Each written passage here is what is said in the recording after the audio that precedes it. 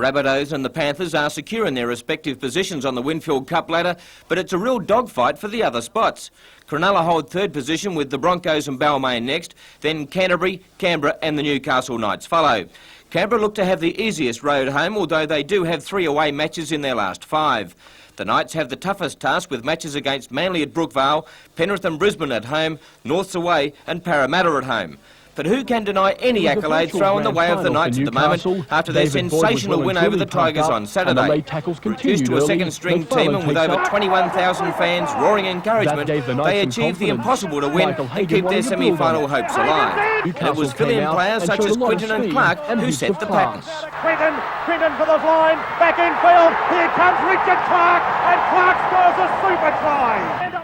And the victory was sealed by another 2 fringe players, John Allinson and Steve Walters. Back to Walters, and Walters will score! That's the ball game!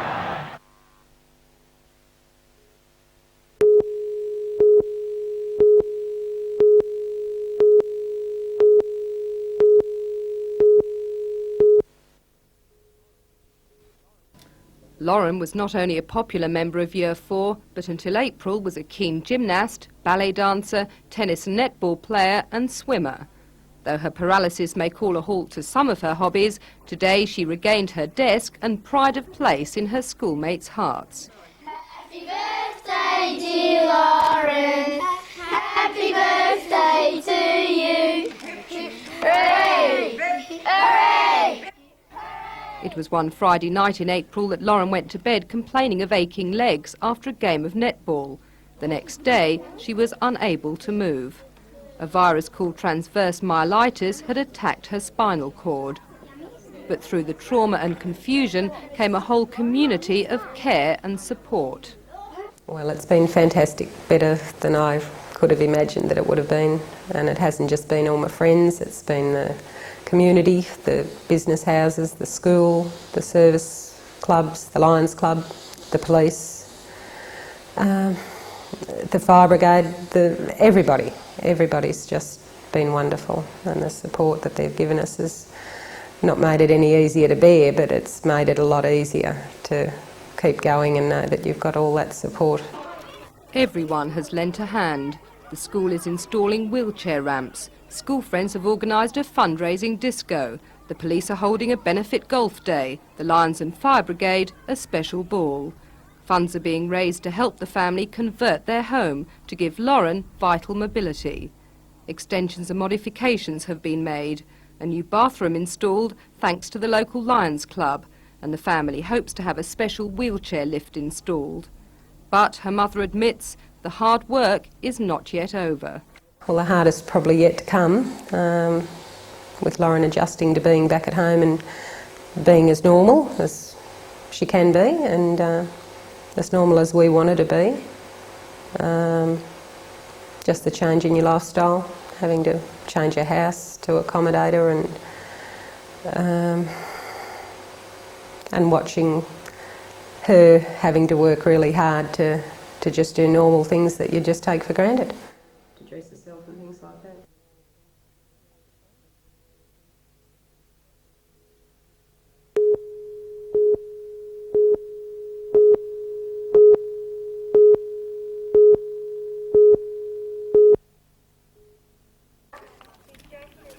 Scenes at Merewether Heights School reflected those at many schools throughout the region.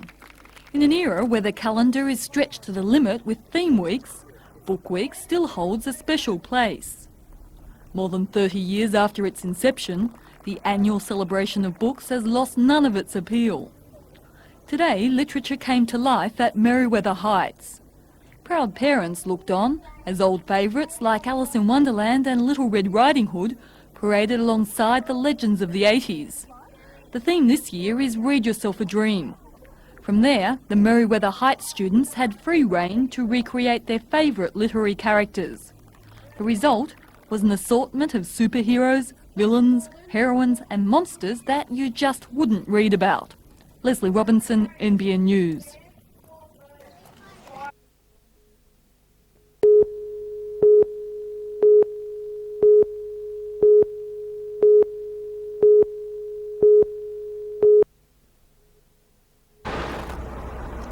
more than 80 coach services operate through Newcastle daily, yet there's no central terminal which provides adequate shelter, security and services to arriving and departing passengers.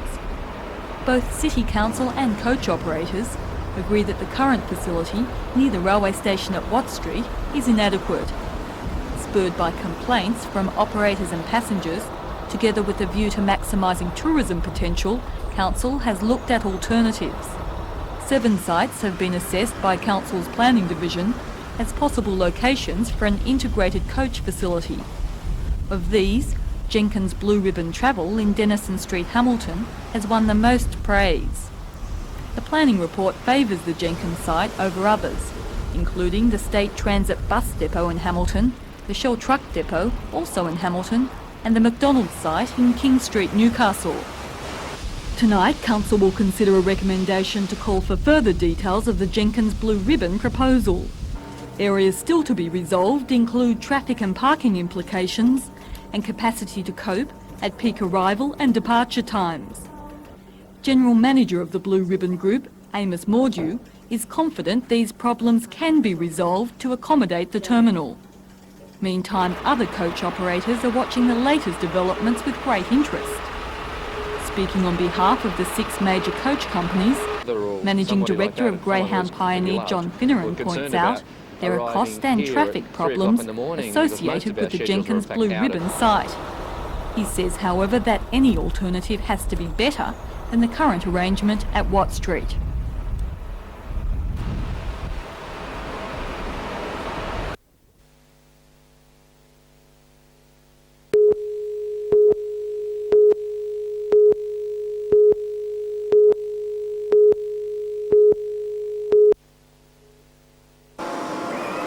Cargo ships carrying wool need wool dumping facilities to pack their containers. For the last 19 years, Newcastle Cargo Services, Newcastle's only wool dump, has been specialising in compressing wool bales into dense, economical packages to store in these containers. Now the service is ended, and so too Newcastle's wool export potential. In the early 70s, Newcastle Cargo Services packaged up to 200,000 bales per year. In 1989, the output is less than 40,000.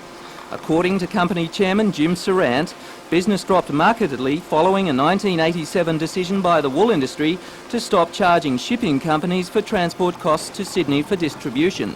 Mr Sarant says now the growers pay, and directed by the Wool Board, the bales are sent straight from the Newcastle markets to wool dumps in Sydney. Little wool has been exported from Newcastle in the last 5 years. However, the closure of the wool dump could mean an end to any future business. It's going to mean that Newcastle will never be a wool export port, because the cost of re-establishing a facility like this is so great in dollar terms when somebody tries to do it, that it simply won't be competitive with established facilities in Sydney.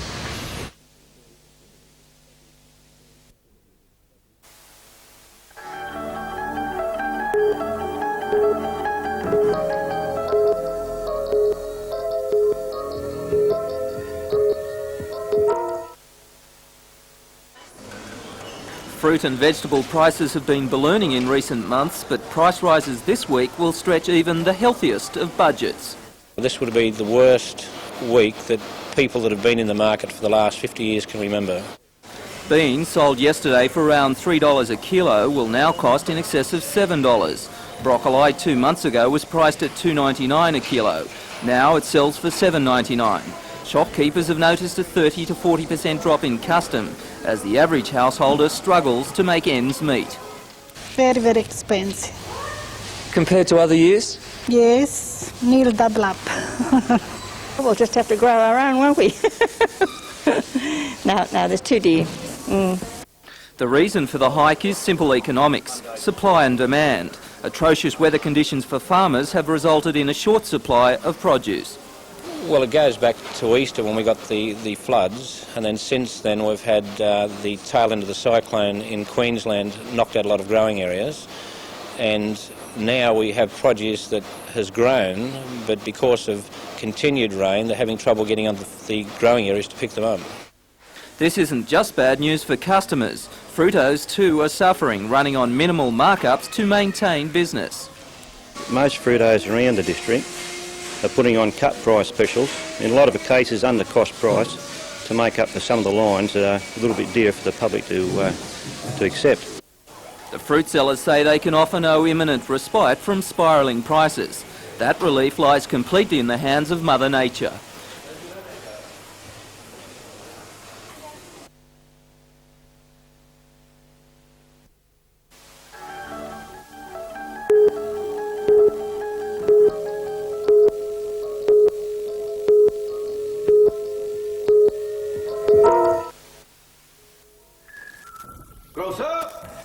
While it begins at a funeral, Windy Gully is not a dismal play. It's a story of survivors who display the strength of character needed to overcome great adversity. The play very effectively uses the flashback technique to tell the story of one of the widows from the disaster in which 96 men and boys died.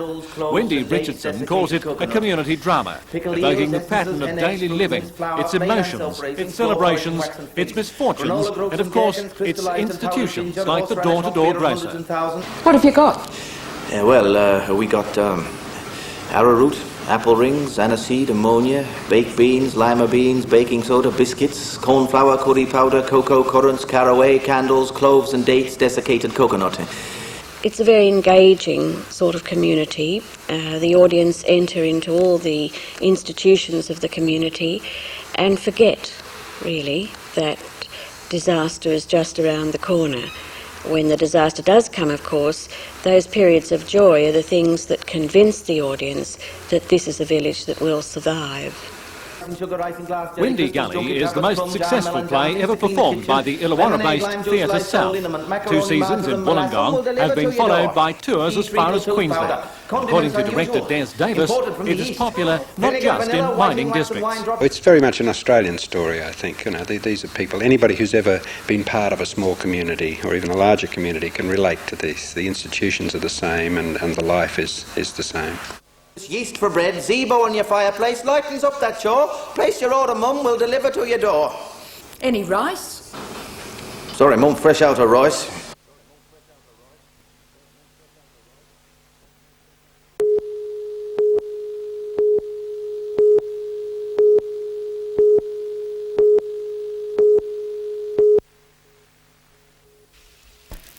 It was business as usual at the company's largest Hunter holding, Wallsend Shopping Plaza, but there was a definite no comment from the centre management. It was the same story at Proud's The Jewellers, a chain with stores locally at Market Square, Charlestown and Katara. An equal cloak of silence surrounds unfinished projects in the Hunter, including Stage 7A of the East Maitland Hooker Rex development, Ashtonfield Village. Work continued here up until Monday. I'm standing here at the entrance of the proposed Glendale shopping centre. Lake Macquarie Mayor Ivan Welsh says only last week this development was considered essential to the recovery of the Hooker Corporation. He says much of the costly work has already been carried out and it is a saleable proposition and one he sincerely believes will go ahead. The nervousness in the marketplace prompted the only vocal comment today from Lee Sees of LJ Hooker Real Estate Agencies. Yes, we are concerned that the people might be losing that confidence because really there's no need for that concern.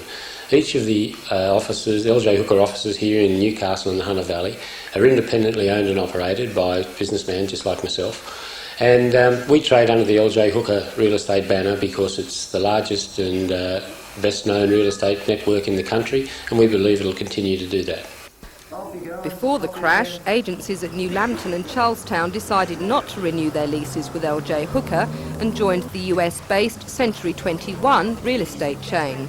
Today, representatives of that company visited local LJ Hooker offices, but Mr Marshall was confident he and the other 11 offices would continue to trade under the Hooker title. Rebecca Skinner for NBN News.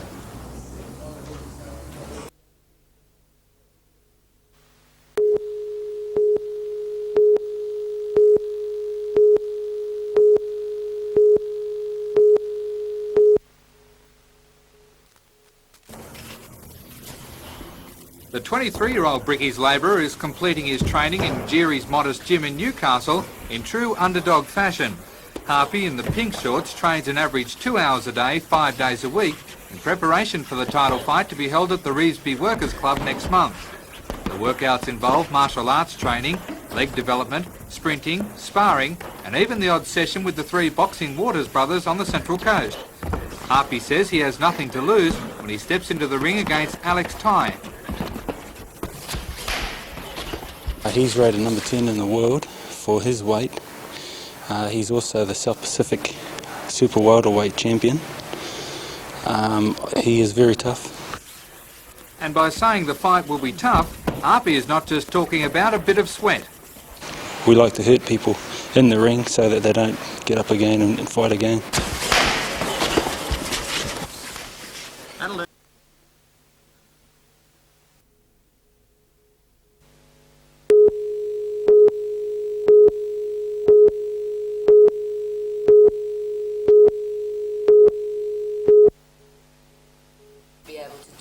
Senator Reynolds, the minister assisting the Prime Minister for the status of women, was quick to point out that unemployment among women is high in the Hunter.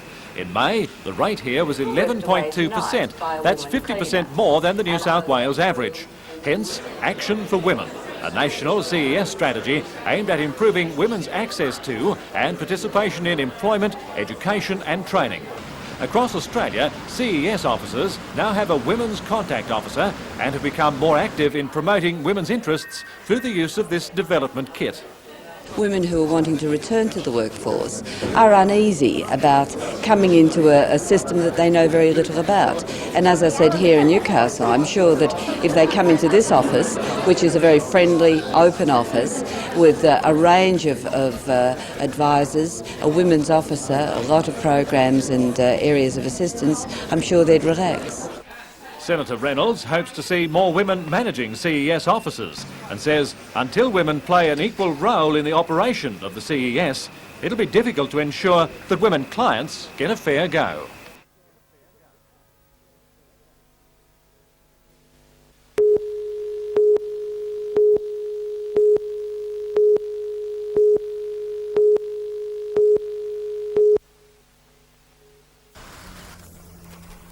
Like all government departments, State Transit has been examining its operations, as it says, to reduce its dependence on the taxpayer. A review of repair schedules revealed that modern buses, like in the Mercedes fleet now in use, do not need the regular 6-yearly or so complete overhaul. So there's no need for the extensive workshop which has been used to regularly rebuild previous models like the Leylands. The 90 employees were offered voluntary redundancy or redeployment in Newcastle. 80 decided to take the money and go. State Transit emphasises that passenger safety and maintenance are not being compromised. A separate garage within the depot handles servicing and washing and will be retained. It's just that, like everything else nowadays, it seems it's cheaper to replace something which gets too old or has a major failure rather than undertake extensive repairs. Several old-time employees returned this afternoon to join departing ones in a wake in the workshop, which will now be offered for lease. But with all the reports about cutbacks in industry, things are not as bad as would seem, according to the Commonwealth Employment Service. Area CES Manager Alan Bugwarner says the last couple of years have actually seen an increase in employment. Unemployment in the Hunter is decreasing, probably at a more rapid pace than what it is throughout the rest of New South Wales. So more jobs are becoming available? Yes, yes.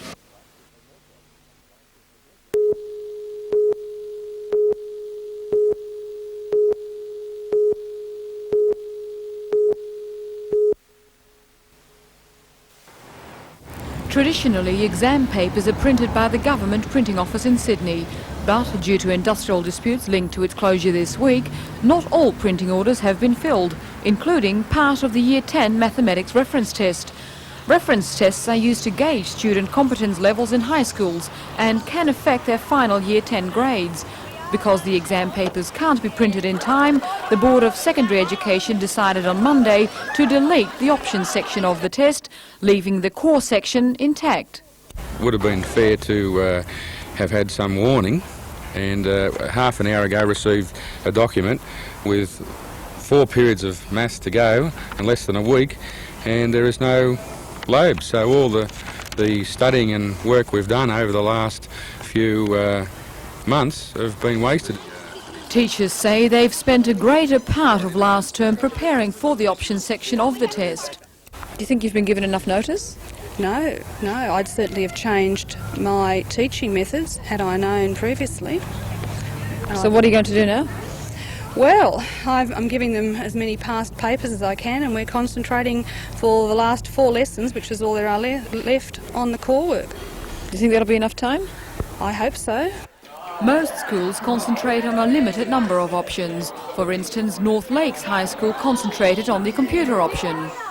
Well, some students here, for instance, have bought their own computers and have been working at home, and there's also elective courses within the school, and so that computing load that they felt they were capable of doing has now vanished. And of course they're going to lose a lot of confidence because we've told them to do the computing load first in the exam to give them confidence, and so then they could go on to the core.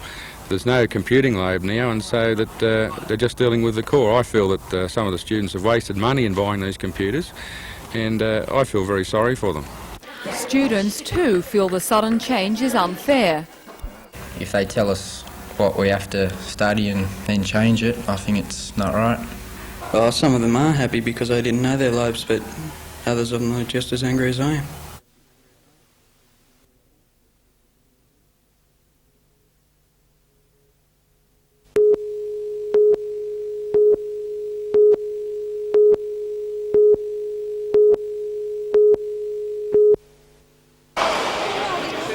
Players from across the state fought out the championships at the Newcastle Badminton Centre of Whitton.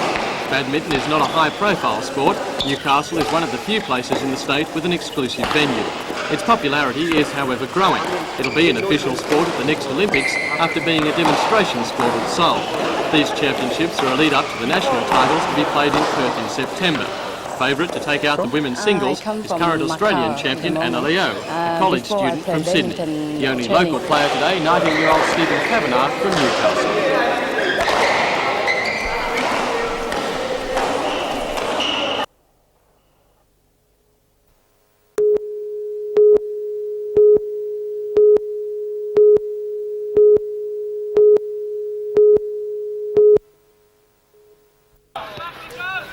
With only 7 games to go, the Australs know they will have to win almost every match to place in the top 5. Melita is in second place behind Canberra and desperate for the points to take it to top spot.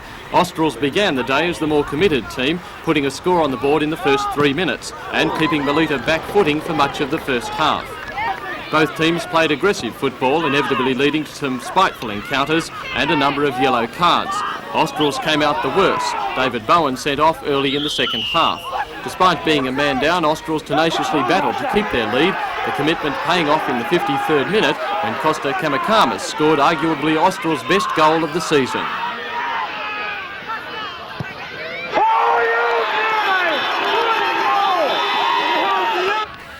Australs had the opportunity to put the game almost beyond Melita's reach several minutes later. However, the ecstasy was short-lived. A player ruled offside.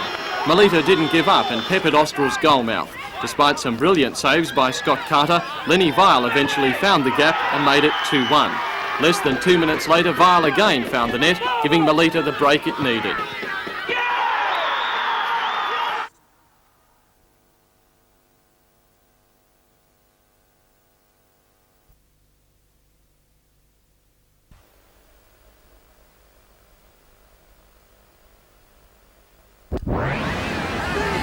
Plowman has gone infield looking for the ball. Position he's normally used to, former second rower. Good struggling run from him. French showed the ball nearly through a half gap. Now Tronk. Tony Kemp's got the football. He makes it inside the quarter line. Carter, Hagan, Butterfield, cut out pass to bring Boyd into the play out wide. That field goal we were talking about a few moments ago, even more important now. Butterfield just heads it up towards the post.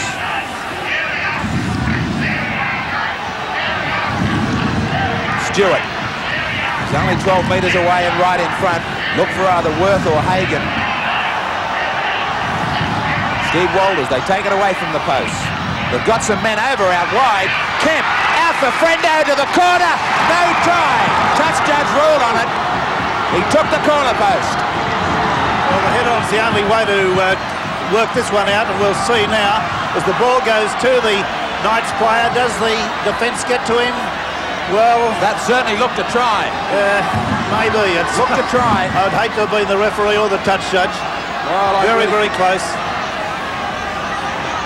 The ball got down. Yeah, his legs may have been well over.